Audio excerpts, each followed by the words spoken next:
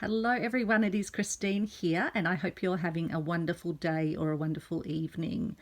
I'm going to be joining my dear friend Sally from Dotty Bee Vintage in a project that she is running, a lovely slow stitching collaboration, and it's called What is Slow Stitch?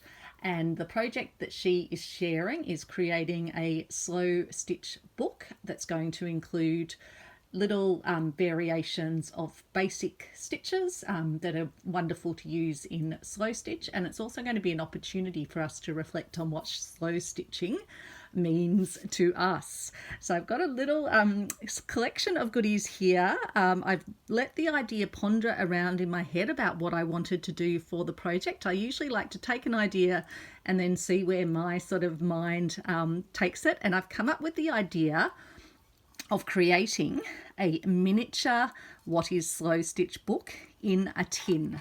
So using this Eclipse mince tin, you probably thought, why does Christine have some mince on the desk in front of her?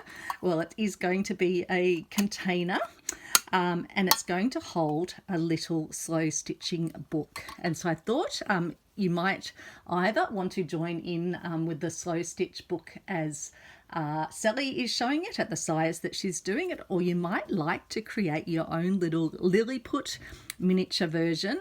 And I just thought I'd share this idea because I've actually been wanting to do a little miniature book for a while, and this project I think will be the perfect one to do it. So the idea is the book will fit inside the tin. Obviously it will be all stitched together, but I've just made sure that the pages that I would need will fit in. And yeah, I won't be able to add too much more bulk to them. So a tin, so you could select any sort of tin. I've got some other lovely tins around. I was thinking like this one, which would be then a round book if I can actually open it up. It was one that used to hold coasters, but I've actually used those coasters on the base of some other slow stitch projects. What else have I got nearby? Let's try not to bump the camera. I've got this lovely Japanese style tin, so you could always do a sort of a scrolly one, for example, but I just love the idea of using something that is very of the moment now, but I'm planning to cover it and have it in a little pouch. Lots of ideas to really transform it in a slow stitchy, fabricy way. So that's for the tin. This will be planned to be used, this will be planned to be used, and this will be planned as a little envelope, but we'll come back to that in a moment.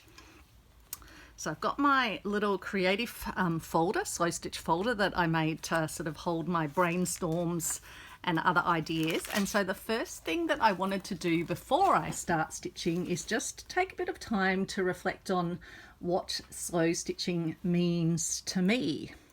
And so some of the words that came up for me when I was thinking about that was mindful, creative, sustainable, community, friendships, discovery, artistic, revival, so bringing the past into the present, renewal, again with a similar theme, but also when we're thinking about linens and things like that, some people say, oh, you shouldn't be tearing up old linens, you shouldn't be kind of reusing them.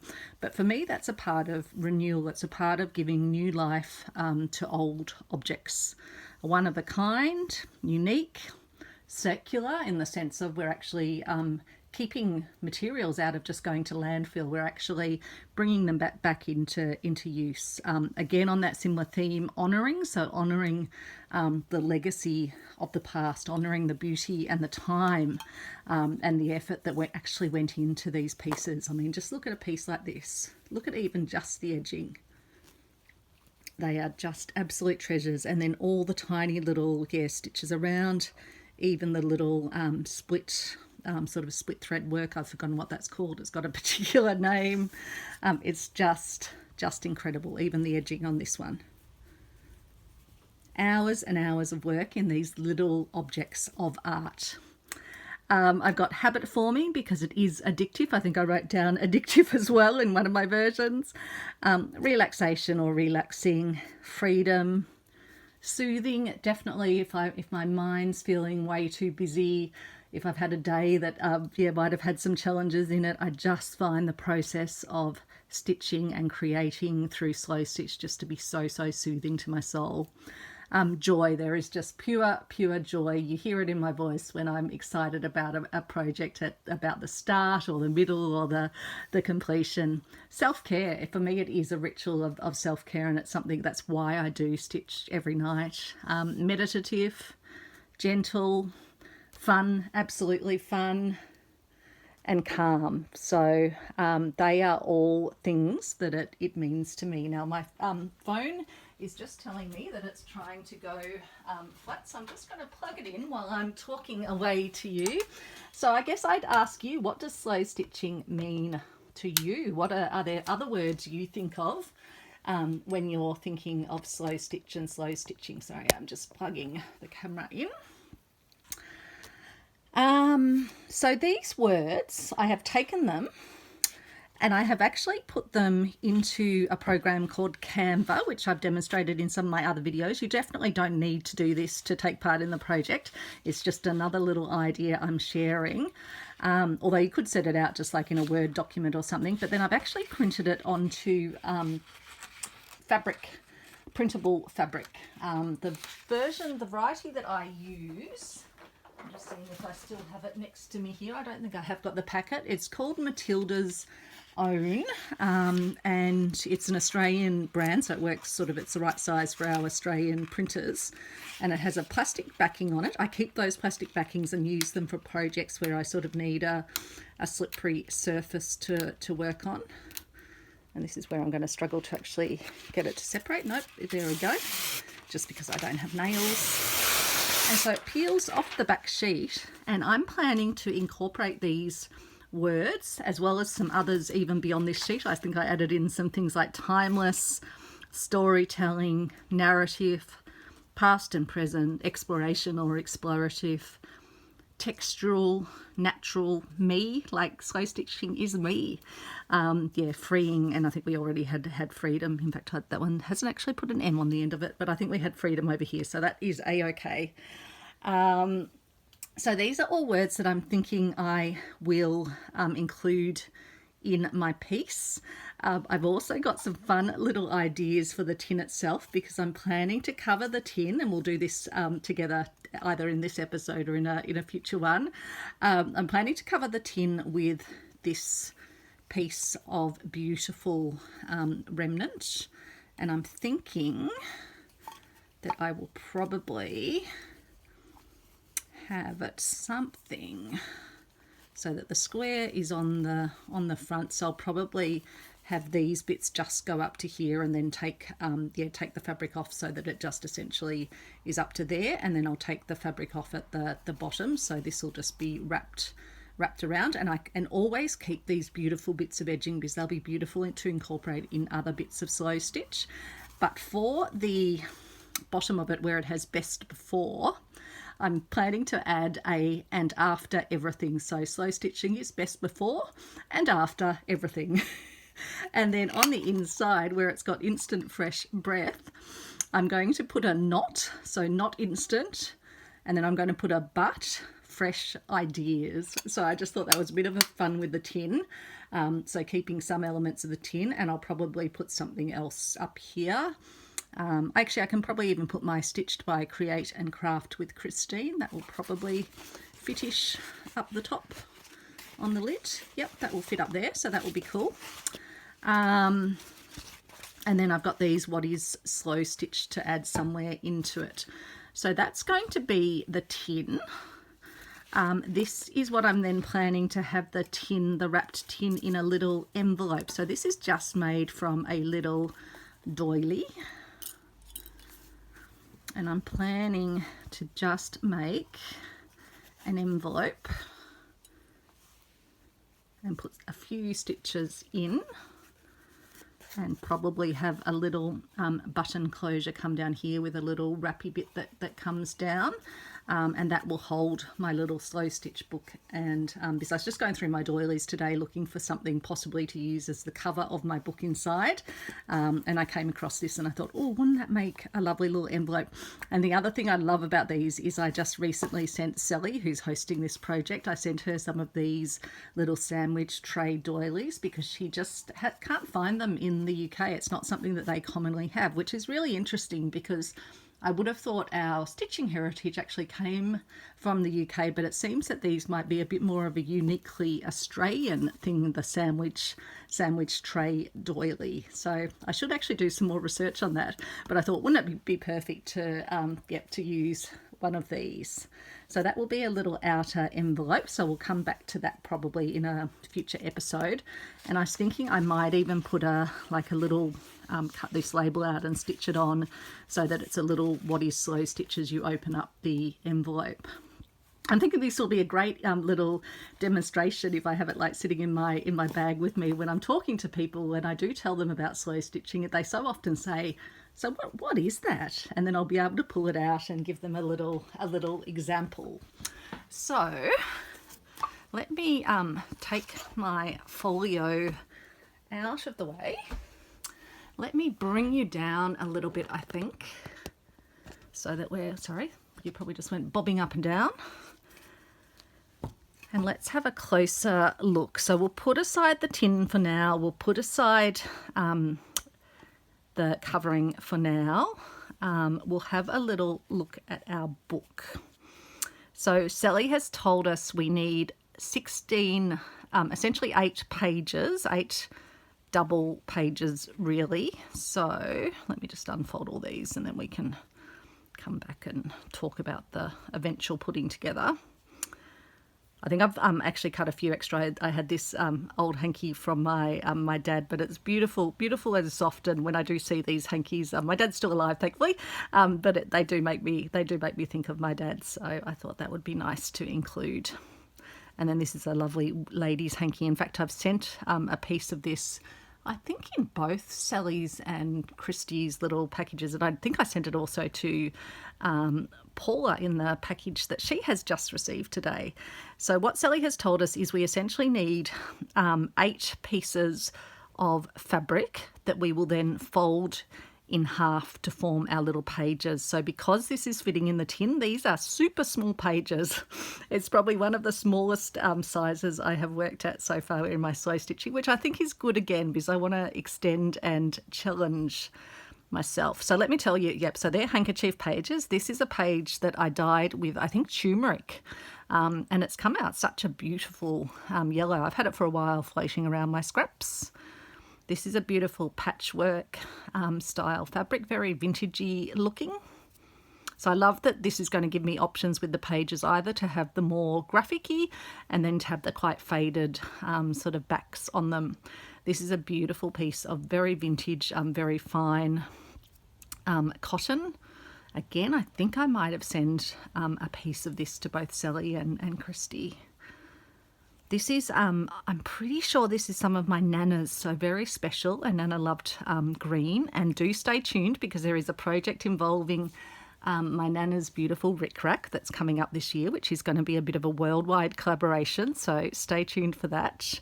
And I love when I cut it, I just left this little bit of the top hem. I actually cut into the hem, but it's got this little flappy bit showing. So I just love the idea of in this project using different linens and linens that might have a bit of meaning to you. You can cut up clothing, you can cut up old sheets. This might have been an old sheet, I'm not sure. This is, I think, a more recent piece of linen, possibly from an old IKEA pillow, I think. But I just thought the florals, I do love my flowers. A very basic piece of calico. Beautiful soft. I think this is one that I would have found in an op shop and had been probably washed before then and washed again. And this is a lovely vintage piece of fabric which I'd pulled out recently to put in my little slow stitch sort of creative journal, the smaller one where I'm recording what I'm creating and putting a piece of fabric in for each of the days. And I'd pulled it out thinking, oh, that's a nice piece to include somewhere. And you don't have to take these little endy pieces off. I usually like to let the sort of edges fray a bit, but then if you do have sticky out bits, you can trim them off. Like that's just being a bit annoying. So yeah, I think I've got more than my required 8 here, which will mean that I'll just have something to select from, because I'm not going to be stitching them together until we're finished doing the stitching into them. And so the first week, or the first prompt that we've got from Sally, is to do running stitch. So I was thinking that I would take this one because I have felt quite drawn to this particular piece of fabric. And so I'll just be using half of it to do running stitch on. So it's not going to be a lot of running stitch. This project will be quite easy, but I'm thinking at the end I'll probably do what they call signatures, which are little clusters of pages. I'll probably have, I think, just 2 per cluster, and then I'll sew. So let's just show you the idea. Here's another 2, and here's another 2. And so I'll do little sets of 2 for the 8 of them, and then I'll put some stitches down the very edge to hold them all together, and then they'll just sort of open up like that. But I'll see how it all hangs together when I get it finished. At this stage I just need to make sure that when I'm stitching that I'm only stitching down half of the page. So let me find the piece that I'm planning to use. And Sally has suggested that we leave the backs visible, and that's what I'm planning to do, just because I won't have enough space in my tin to be able to add another page, essentially to end up with 16 pages or 16 pieces of fabric. So I will be doing stitches on the front, and then whatever's showing on the back will show on the back.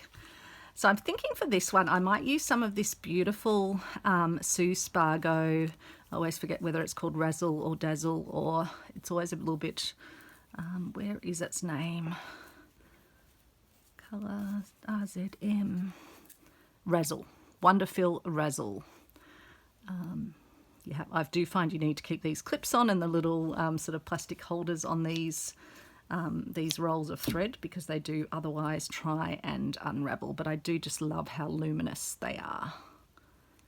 But again, you don't need specialty threads for slow stitch. You can pick up old crochet threads at the op shop. You can just pick up all sorts of things. I use regular sewing cotton a lot. You can find quite affordable floss often again at op shops. So yeah, have a look at what you can find out in the wilds. Oh, and so the other thing I was going to tell you is I'm thinking that I'll use this little stained doily as probably, I think, as the cover. And what I'm thinking, I'll probably cut off one of these bits of crochet and save that for something else. And this would then become the cover of the book with all the pages inside. And then I'm thinking this bit of crochet can then come across and be anchored around with a little button at the back. And so I think I'd then have What Is Slow Stitch probably here, and then have this coming over. So that is something I am thinking about. So we'll put that aside because we, again, don't need to decide that right now. So let's do a bit of slow running stitch, which is the prompt for this week. And I've got some chenille needles. Again, when you're using this sort of thicker thread that's a bit finicky, it is good to use a chenille because they have a nice large eye on them. As you can see there, the thread was wanting to split. So I'm just going to jump to the other end of it and try threading it there. See, it's trying to split itself again. Let's just give ourselves a clean end. It is a tricky thread, but I do love how it looks. So hey, we cut it some slack, don't we? So I hope you will, you might consider this project, and definitely head over and check out Dotty B on YouTube here, and I will link to Sally and Dotty B. She also has a Facebook group as well, so lots of options to get involved. So I'm just going to fold it in half. I'll just put a finger crease in so that I remember. If you were worried about it, you could use like a friction marker to put a marking on, but I think I'll just start stitching over here. It is going to be tricky, isn't it? Because it's such a small bit of fabric. And so you can either do the punch effect of running stitch, where you go up and down. I'll show you that one. So up and down in individual stitches.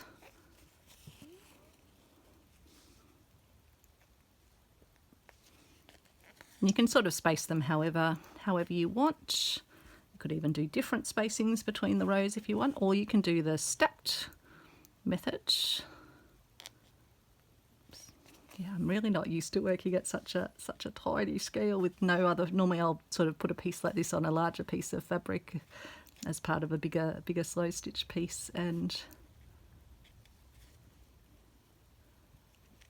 let me just, so that's the stacking method, where we've gone in and out a number of times. Maybe it'll be easier if I hold it down to the table. I think it's even too small for my smallest hoop, but that's okay. It's good to challenge myself. That's what I figured. This is the year for giving myself little challenges that are still fun.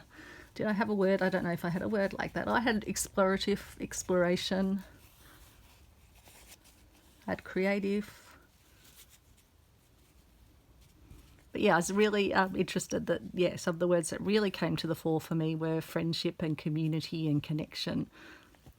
And it's interesting because they're things where you might go, how does that fit in with slow stitching? But it absolutely has introduced me to and given me connection to just the most amazing bunch of people, which are the people that are sitting there watching this video right now. So thank you for your friendship and your support and your connection. It does mean so much to me. And that's really why I'm doing this project, because of, yeah, my friendship with and the fact that I want to support my buddy Sally, and I think it's such a sweet, fun, thoughtful project as well, and a great way to create your own little memento of slow stitching.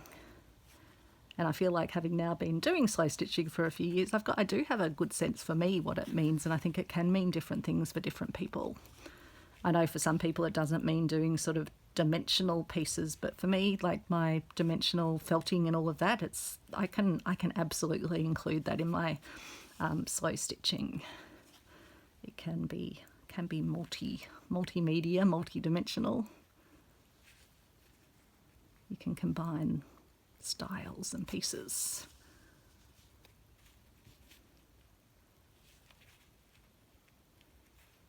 Yeah, I wasn't sure if I should keep all my pieces of fabric sort of neutrals, but I thought, no, let's see where and so I went through my scraps, let's see where I was drawn, and let's do those things. So once I've been doing, particularly when I'm doing the stacked method, I just give my piece a little stretch when I get to the end, so that I don't end up with sort of bunched up fabric. Not that it would be the end of the world, but it does just help to do that.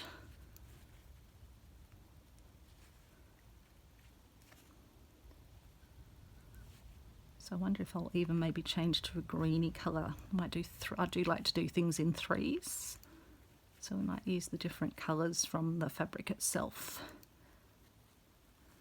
And so this is also known as cantha stitching, used in Indian textiles quite often. And you can do rows that cross over each other as well. You don't even have to do it for the entire page. In fact, maybe that's what I'll do. Maybe I'll do some rows going in a different direction.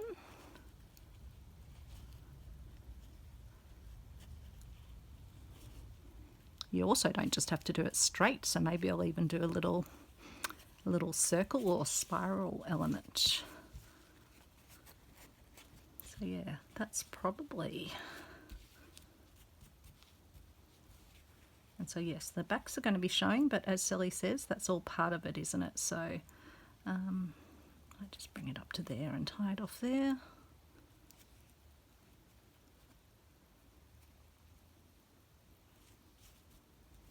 These threads do tend to try and undo themselves, so I will probably do a second knot just to be sure. as we say, and I'll just leave a little bit more of an end. I don't even mind the effect of having little ends either. Is that, yeah, the end, and you can actually frizzy them out a bit like the other end. See, I think it's even trying to undo itself right there and then, but that's okay. If I need to, I can always come in with another bit of thread and just anchor it down. So I will keep that little piece because these are precious little bits. And so I made my own little wraps using an old plastic cover for like a seedling raising trays, because I did get some threads that had similar sort of plasticky wrapping on them. So maybe I'll even use this green and pink and purple.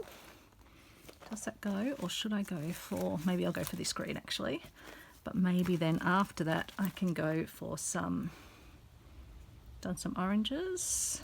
So maybe I do some pink. So greens. Yeah, I think I'll do a little pink swirl or something down here maybe. So we'll do some green going across that way. Again, I probably don't need a heap of it. And with these threads again, they do work best if you work in shorter lengths. Apologies for the shadow, it is evening here again. It's actually quite windy outside. There was a massive gust before. Travis and Alex were out for a walk and I thought, oh, I hope they don't get blown away. So here I can actually bring my stitches, probably just start a little bit down from the edge just to make it easier. I can sort of put my stitches inside the other stitches. So it probably you won't really even be able to see, but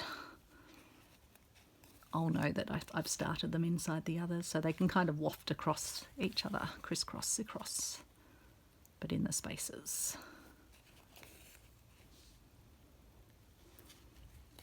Yeah, I'm glad I didn't stitch this all into a book first up, because it is going to be so much easier to stitch these tiny pieces when they're loose pieces, I think.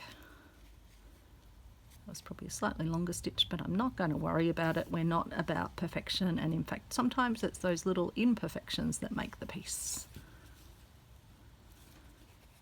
So then I'll jump down a little bit and we'll do 3 rows across this way, or maybe we'll do 6 rows actually, or 5. Normally odd numbers, isn't it?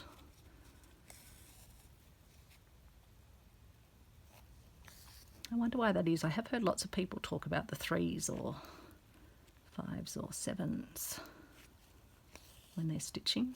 Or maybe it's mainly the Roxy girls, I'm not sure. You never kind of know where you gather these things. You watch sort of, yeah, similar people and just start to get ideas around things.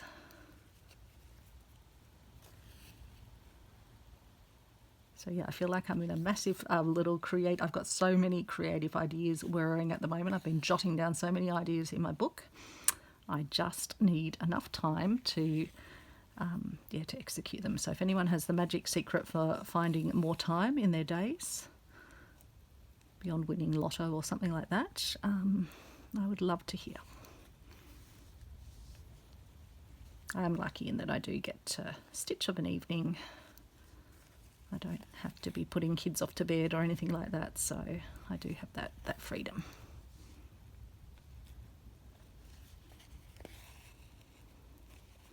Well, that row's a bit more spaced apart, but again, I'm just going to embrace it. I can always come back and actually do a row in between it if I think it needs it, or I can actually space these rows out a bit more. Maybe do 3 sets of 2s. Don't know. So I'm doing the stab method here, which is just the up and down, probably because it's a bit easier as we head over to the edge, because I kind of have to hold the fabric a bit more with my fingers. And so yeah, I think I'll do another set of 2, and then I think after that I might do another set of 2, and then we'll do our swirly running stitch. Let's see if we can go back to doing the stacking method over here. Some people, to get an even thing, they actually put a little marking on their needle, and then they only take their needle forward the amount that the marking is so that they're always, yeah, sort of keeping it really even. Another little tip that I've shared recently in a video is if you're doing a bigger format the stitching, like I did on my folder, the folio that I showed you before. Oops, I've just managed to pull something out here. What have I done? That's okay. We're going to embrace the little loopy bit. I will probably I'll come back with a needle afterwards and just pull that through to the other side, or maybe I can do that here. Nope. Let's go and create another loop. Let's see if we can get it to I think it's mostly going down now. They're slightly loopy. They're being slightly naughty, but oh no, now they've gone down. I just must have caught it. It's like there wasn't a loop there when I was stitching it, so there shouldn't really be a loop now. So what was I saying? Oh yeah, you can use washi tape to get an even set of rows if you're doing a thicker, larger format than this.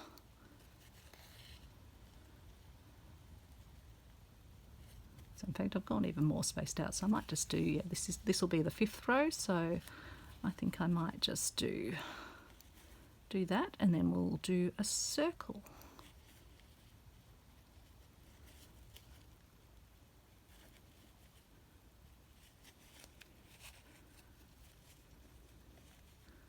Oops. Do I want to, just wondering if I want to come back and, maybe I will come back and put a few rows in between, which you definitely can do. Because it is meant to be probably mostly running stitched. I mean, Sally's not setting any rules. There are no stitching police, but I'll go with what my eye wants to see, and my eye wants to see some more rows. Just try and not catch those other stitches with my finger, which must have happened before. See, I think I've managed to catch it again. Why is it being so finicky there? Now it's gone down again. Just have to be careful when I come over here, and then we'll just jump up to here and do another row across here. Just fitting it in between the other rows. I'm not sure how well you can see it because it does blend in a bit with the colours on the fabric, but that's kind of the idea, just to make it part of the fabric. Obviously you can absolutely pick contrasting colours if that's what you want, but I think it's quite nice with the, yeah, picking some similar colours. So I will tie that off here, and again, as I say, with this particular thread, have to do a particularly good tying off, and sometimes I actually go through the thread and the stitch to see if that will help it to just form a better sort of knot. And again, don't worry if your pages pull in a bit, if some of your pages are slightly different widths by the time you've stitched them. That's all going to add to the charm of the piece. Yeah, so that will look lovely. So now let's do a swirl, I think, in running stitch.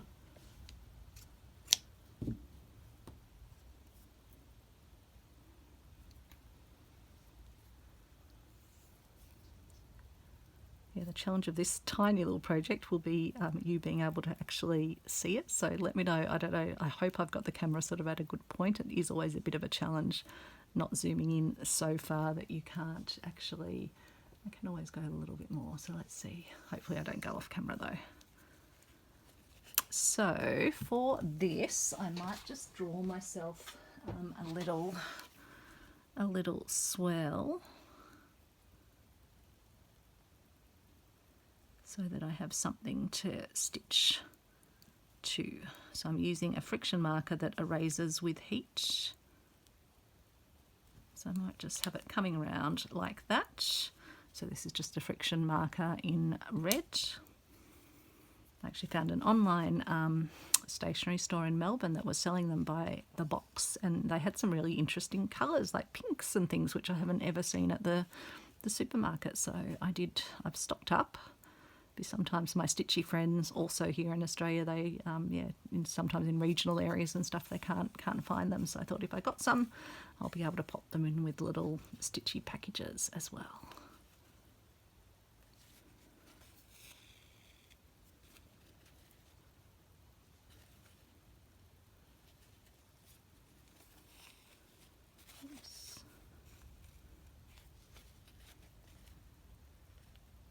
And so yeah, if I'm stitching something like a circle or a spiral, I do generally like to draw it on because I find it harder to sort of freehand as I'm stitching. And likewise with the lines, the cantha lines, you can draw those, you can rule those on, you can make them really precise if that's what you want to do. Again, you do you, as K3N says.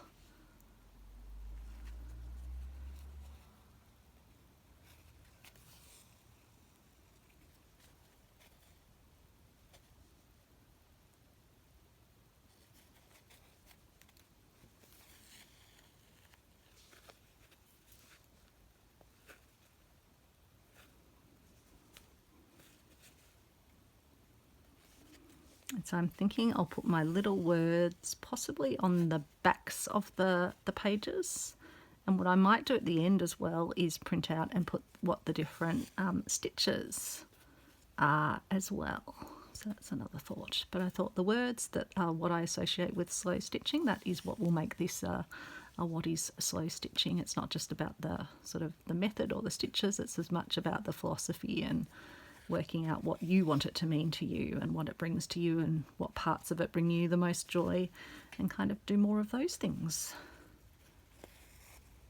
So there's my lovely little spiral. I do like that. I could always do more inside it, but nope, I don't think I will. I think I'll just tie off, because I do want to just keep this sort of manageable and small. I do have a lot of projects already committed to, and lots of ideas for things I want to do, so I don't want to kind of overcommit myself either this year. So we could pick out a word that we think we associate with that, and I do think when I think of cantha stitching or running stitch, I do think of very sort of relaxing or gentle or calm, relaxation. Yeah, I think relaxation I will go with. So I'll cut it out so it's got a little bit of a margin around it.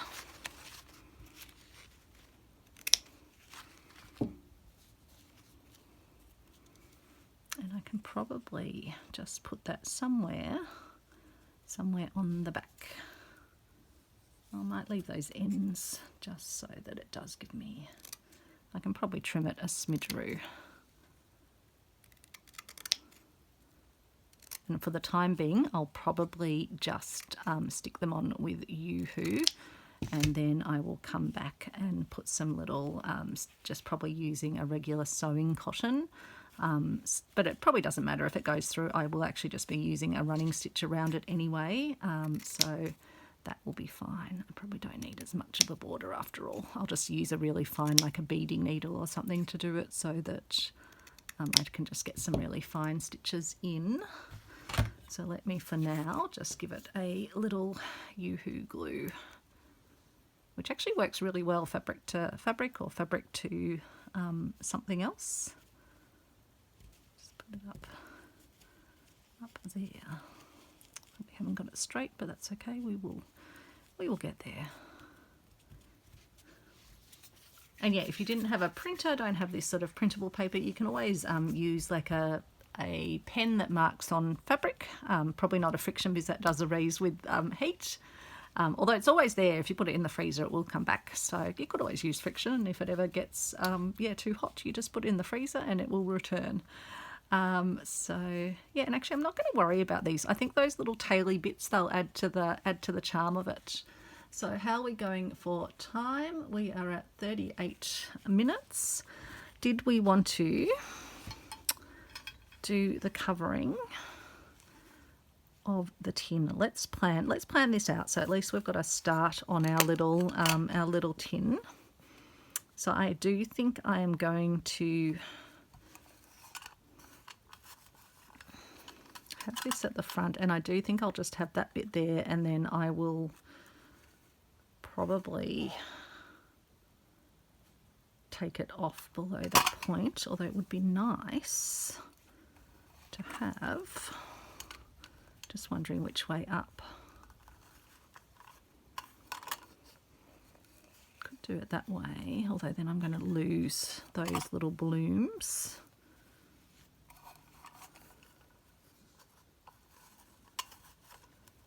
I did it that way, then I'm not going to have those bits. I think it is either a trade-off between these blooms or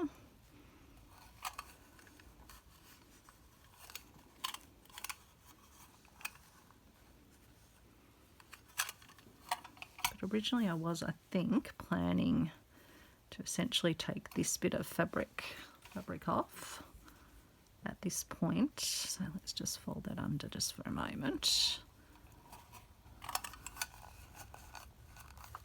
And to have it a bit like that. So we'll still have, actually we'll still have most of the embroidery there.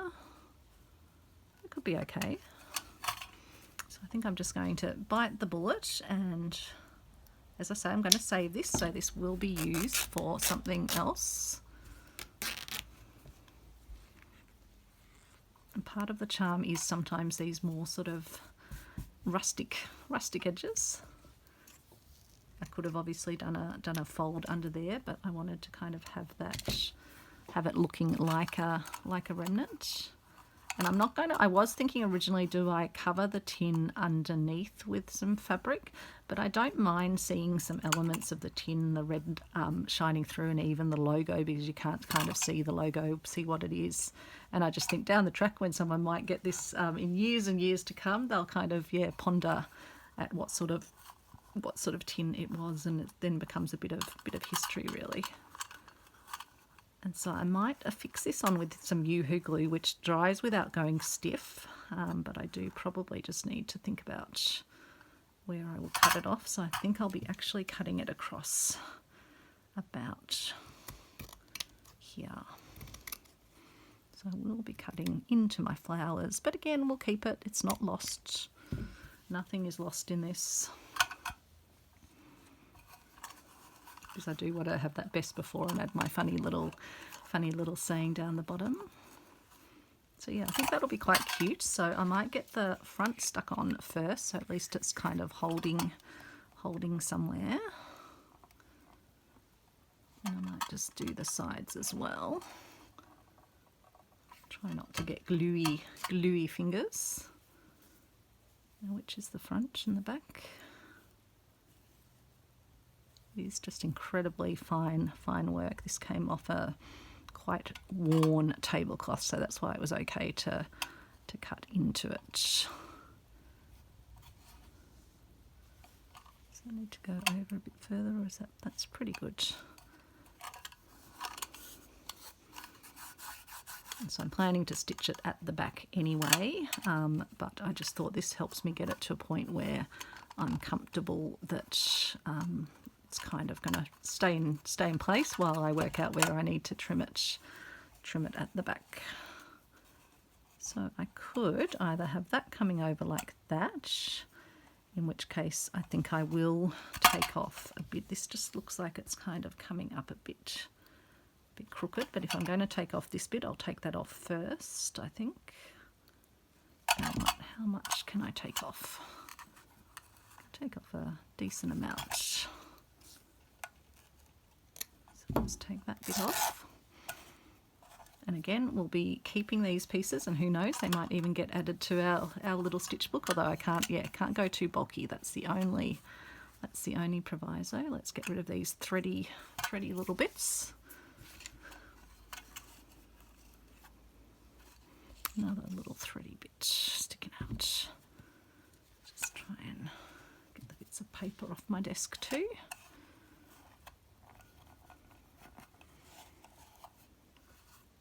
And then I think I'll leave this one because there's less interesting stuff on this edge, and so that will come around beautifully to there. So I think that'll be great. So I just do wonder though, do I need to slightly angle this down? Is it just sitting a tiny, and that's a good thing with the Yoo-hoo glue, you can still move it, and if you really didn't like where it was, you can actually just pull it up and it will come up, but it is holding firmly enough.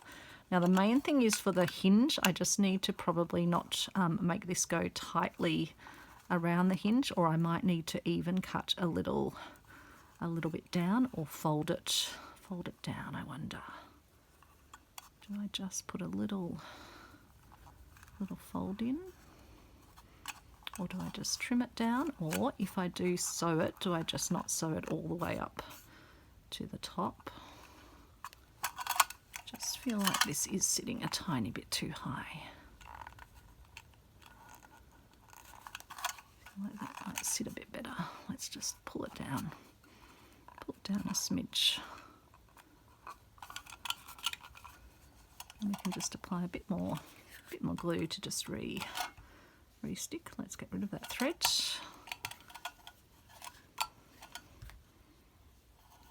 And let's just keep it down a bit. I can always give it a trim around the base if it needs it. Okay, and then we'll put our glue on the back, but I'll avoid the very hingy area.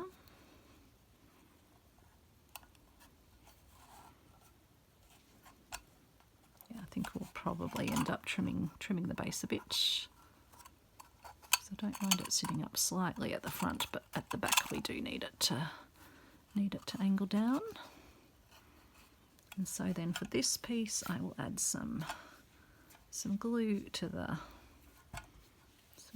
side, and I will be doing some stitching anyway, so it won't be the end of the world. Yeah, it's interesting. Sometimes the fabric is a bit more sort of stretched in one point than another, but I just think that all adds to the charm. We can still get it open, we can still get it unopened. That has enough room at the back, so I'll just be careful when I'm stitching that it doesn't get I'll just take this bit off there. So I've still got the fringy bit there. I might even cut the one that's underneath just a little bit further down. And we'll still have the fringy of the top piece. Yep, that will work fine. And then down the bottom, I will probably just trim it.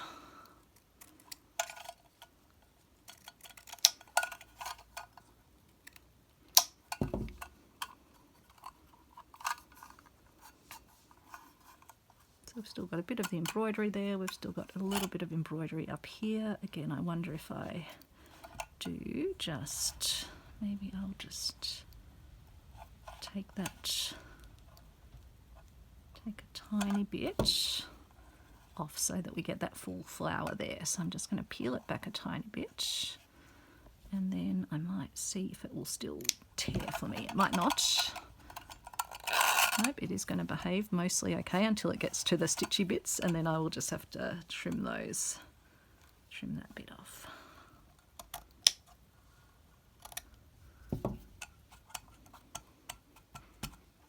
And that way we have our full flower. I'll take these little thready bits off. And there is the outside of our little slow stitch tin. And then my plan is, so we'll need to work out something for the top here. It may well even be that I use one of these little ones. Oh no, that was actually where I was going to put my Stitched by Create and Craft with Christine. So we can see if that's going to fit, and if not, I can always print out another one. Let's leave enough room at the sides because it is quite a wide area.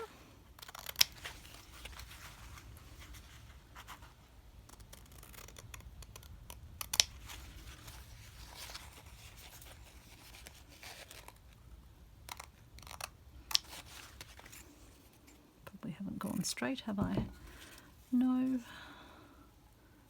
I have not. Now, if I glue it on, can I trim around it once it's on there? I think I probably can. Wondering if I want to antique it at all, or whether I might just put a lace or something over it. But yeah, I think I'll put that on there. As I say, I can always remove it if I am so inclined.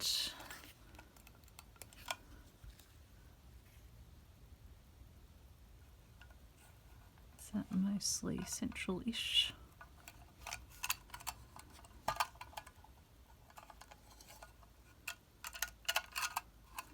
Okay, and then, oops, I've got a bit of excess glue. How did I manage to get so much glue on there? Truly. Let's just get a scrap of something. I've got a bit of muslin, which is like a gauze.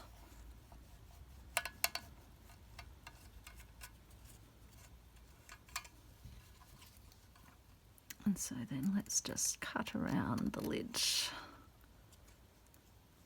trim the excess off. You can always give the fabric a bit of a tea paint, because this fabric, once it's sort of heat set, the printer fabric, it is meant to be mostly colour fast, or sort of wash fast, in that people use this particular printable fabric for like quilts and things. I think there is a process on the packet of what you're meant to do if you're planning to use it for that. Probably made that a tiny bit pointy at that end, so let's just make that a tiny bit more rounded. But I think that's pretty good. I'll just move it a bit. Again, that's the benefit. I can just move it around so it's got a tiny little sort of ready border around it. Probably even, I'll need to clean the little bit of glue off my scissors in a moment, because these are my good fabric scissors. So I can probably just give it a final little trinkle dinkle.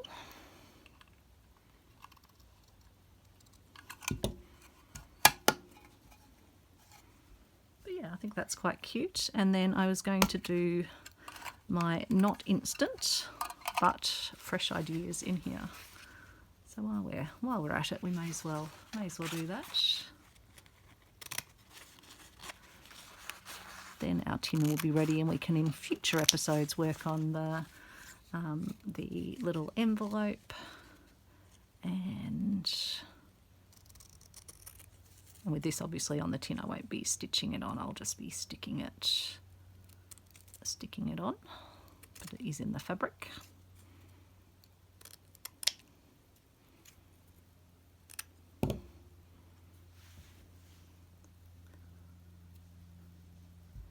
I like that not instant because it is slow stitching. Probably do need to trim it a smidge more.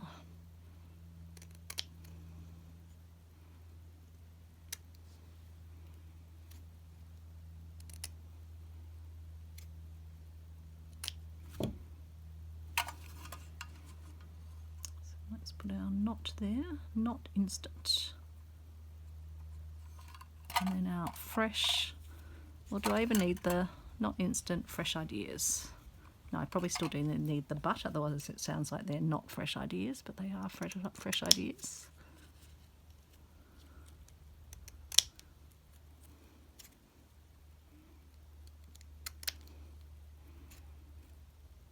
Just my own silly little puns. When I saw that, I was like, do I cover that over, or can I make it something? It's not instant but fresh ideas.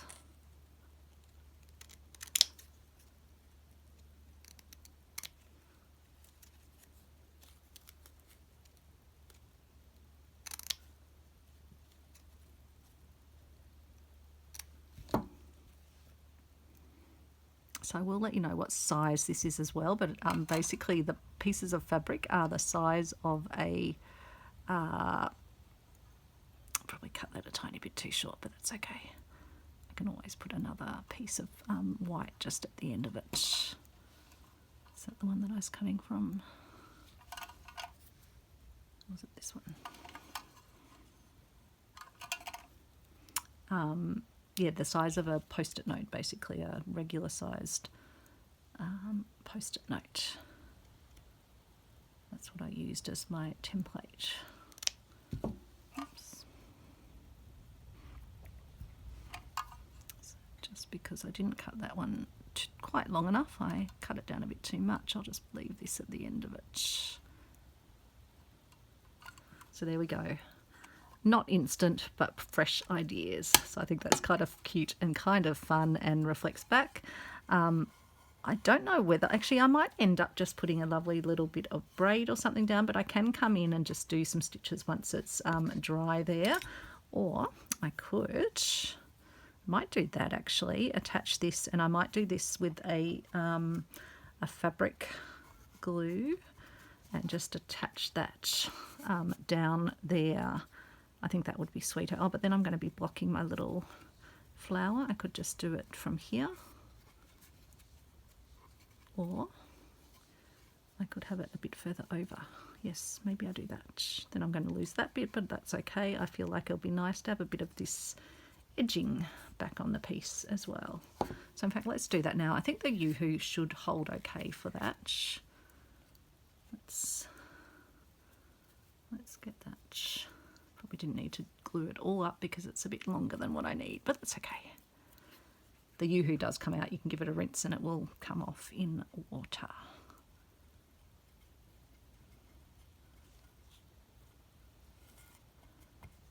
So yes, I don't need this bottomy bit, but I will save that for sure. Whether I do add anything like that just on to give this a little vintage look, I'm not sure. Can I even cut one of these into 2 little pieces and add them on at either end? That could be cute. So again, never throw out your little scraps. You never know when they might be something perfect for what you're working on. Well, this one has come undone with its little stitches at the end. That's okay. We'll just re-stick that down. Just re-stick the little hemi bit, or I can just stick it on without. Maybe that's what I need to do with the other one actually, because it's a bit thick at this top bit. Take it off. See, it's coming apart too. So let's just stick one layer of fabric down instead.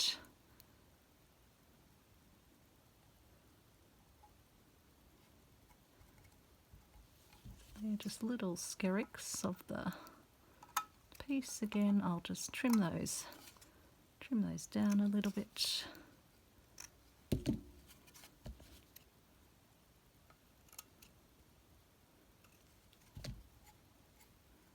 they'll just add to this top piece. And yeah, I can always just brush over this piece with a bit of a fabric glue, which will kind of glaze it as well. But really, really happy with that, and I'll be super happy to have my little book slipping in and out of my little tin.